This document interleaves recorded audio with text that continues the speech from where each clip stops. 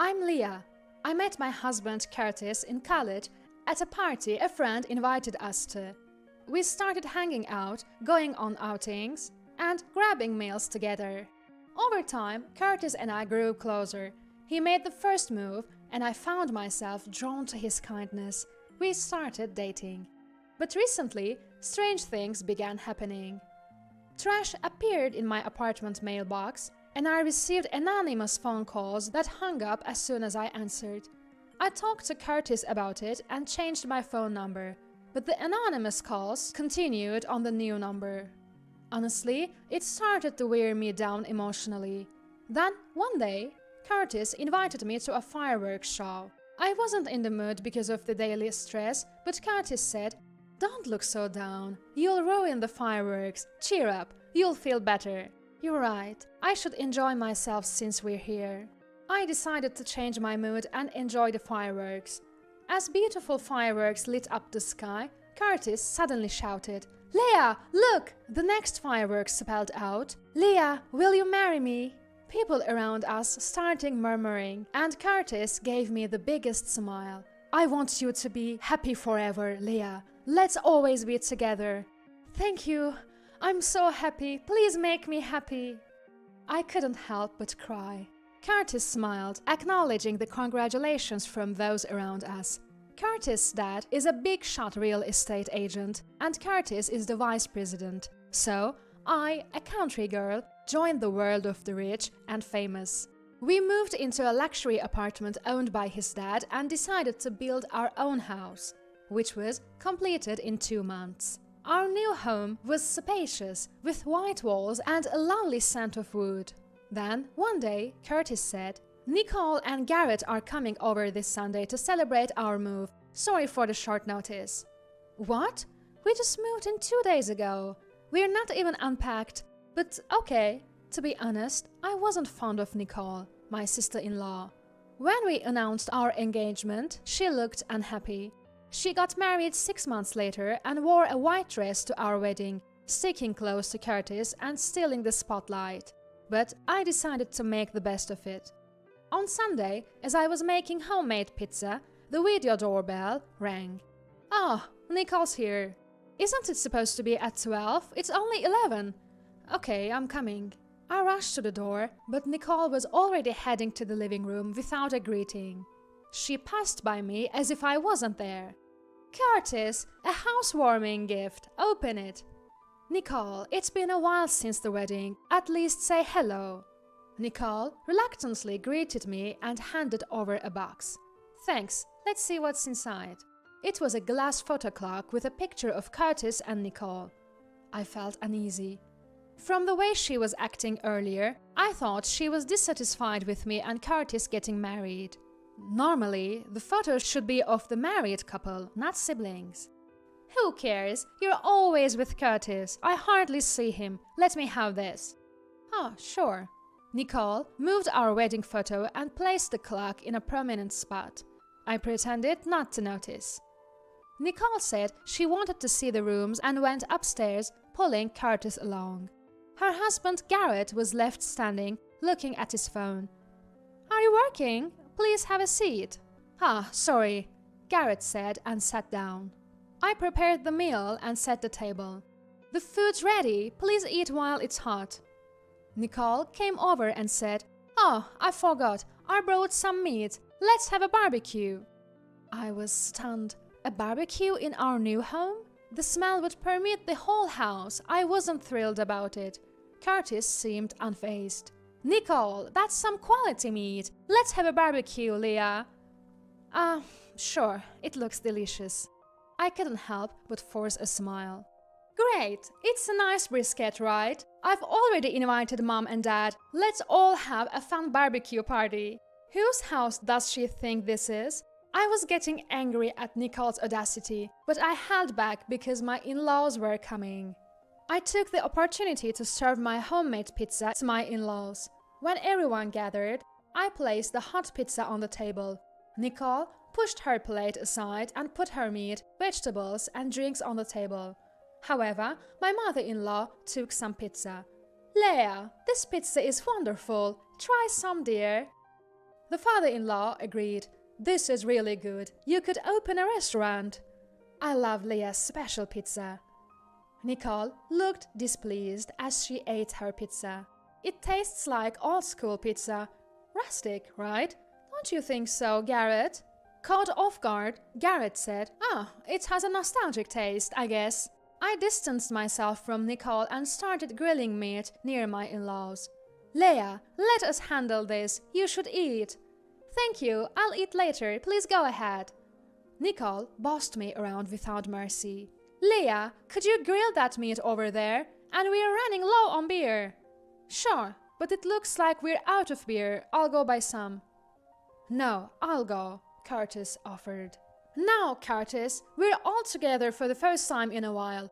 Leah, please go. I went to the nearby supermarket, as Nicole instructed, to buy beer and hurried back home. When I returned, Garrett was on the phone at the entrance. I can't make it today. I'll go tomorrow. He noticed me and went inside. Sorry for the wait. Here's the beer. Thank you, Leah. Why don't you sit down and eat? Nicole seated me and placed some grilled corn on my plate, which I reluctantly ate. That was delicious. I'm full. How about you, Leah? She said it as if to provoke me. You've been treating me like a maid. I haven't even had any brisket, just corn.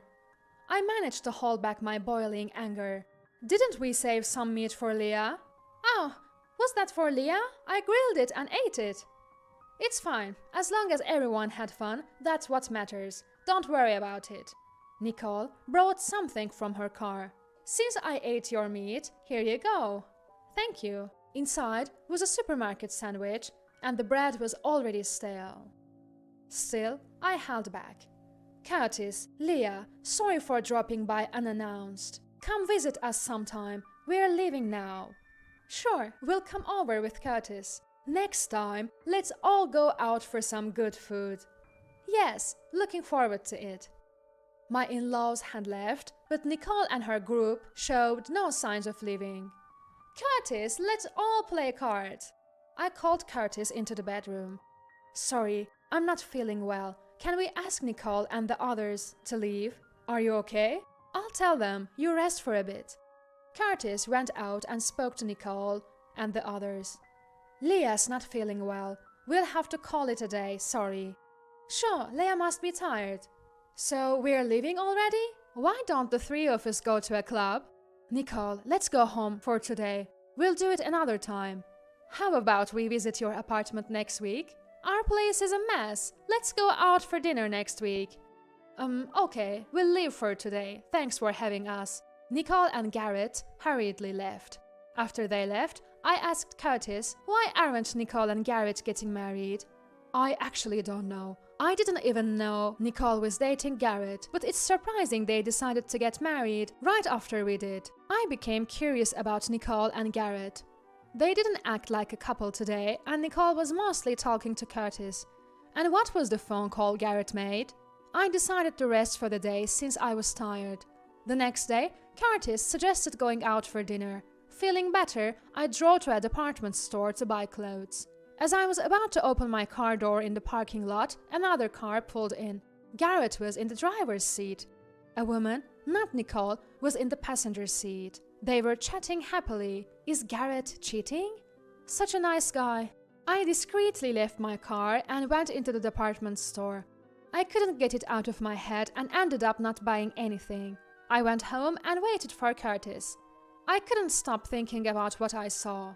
I don't like Nicole, but she is still Curtis' sister, so it bothered me. When Curtis came home, we headed to the restaurant. I was so preoccupied that I hardly ate. Leah, you're not eating much. Not hungry? I'm going to the restroom. Curtis went to the restroom. His phone buzzed in his bag. Curious, I peeked. It was a text from Nicole. Leah is definitely cheating. I saw her with another man. Leah and you are not a good match. Let's all live together again. You are being deceived by Leah. Nicole was making things up. It seemed she texted him daily. I was angry at myself for worrying about Nicole. Curtis returned from the restroom, picked up his phone and handkerchief, and looked serious. Leah, there's something I've been wanting to ask. Are you cheating on me? Nicole said she saw you with another man. I'm not cheating. Where were you today? I went to look at clothes at the department store. Did you buy anything? No, I didn't find anything I wanted. Curtis seemed to doubt me completely. He remained silent during dinner and went straight to our room without saying a word. The next morning, he was still silent at breakfast. Curtis, are you misunderstanding something? It seemed Curtis had misunderstood due to Nicole's text, my sudden outing, and the fact that I returned without buying anything. I couldn't bear to see our marriage crumble because of Nicole. I felt a surge of anger I'd been holding back, and tears flowed. I decided to go to Nicole's apartment to clear up Curtis' misunderstanding. I rang the room number I'd heard from the entrance hall's video phone, and Garrett appeared on the monitor. It's Leah. Is Nicole there? Huh? She's out right now. Sorry, you came all this way. Is that so? Garrett, can I come in? I have something to ask. The place is a mess. I'll come to you. About yesterday in the department store parking lot. Yesterday's? Oh, wait, I'll open the door. The room had no table and felt uninhabited. Surprised? Nicole and I aren't actually married. We haven't even applied for a marriage license. We live separately, even though we share a room. Then, who was the woman in the parking lot? That's my sister. I've always loved her, and our parents started to suspect our relationship. I began posting on a website to vent my stress. Did you meet Nicole there? Yes. We realized we were in similar situations and decided to have a sham marriage. That's why you didn't have a wedding. Yes. Nicole loves Curtis, not as a brother, but as a man. She's trying to break you two up. Even I don't know what to do about her behavior. Nicole has always liked Curtis as a man, not as an older brother. But Nicole was more concerned about her own happiness than her brother's. I returned home and invited Nicole over for dinner by phone. She arrived when Curtis was supposed to be home. Curtis is working late today. Then I'm leaving. I stopped Nicole. I heard from Garrett. You two are in a sham marriage. You've been trying to break Curtis and me up. You texted Curtis that I was cheating, didn't you? So what? Curtis is mine. I won't give him to anyone. I've been getting rid of nuisances like you. Just then, Curtis, who had been hiding, stepped between us. Nicole, stop. Is this a lie? Curtis, you're here? You said you were working late. You lied? I invited Nicole here today. I wanted to hear the truth from her. But I'm disappointed. Nicole, apologize to Leah first. Nicole glared at me in silence. If you can't apologize after hurting someone I care about, I'll stop being your brother today. If you really care about me, don't take away my happiness. Nicole broke down crying.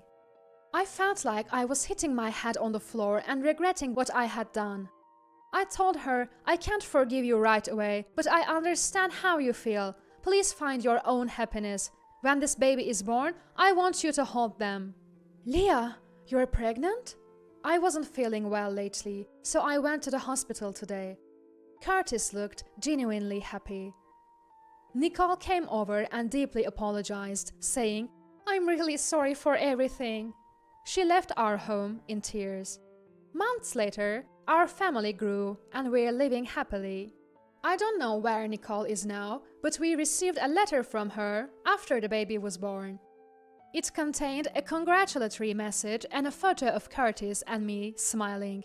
Seeing that photo, I felt Nicole had finally accepted me. Despite everything, I feel truly happy now.